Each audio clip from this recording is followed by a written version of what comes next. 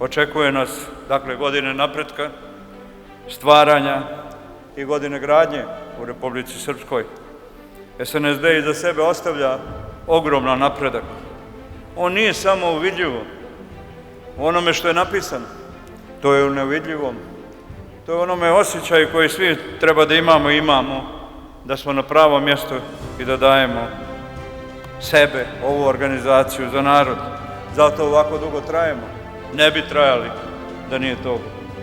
Narod razumije da je SNSD i ona partija koja bdi nad narodom i nosi svaki teret umjesto njega.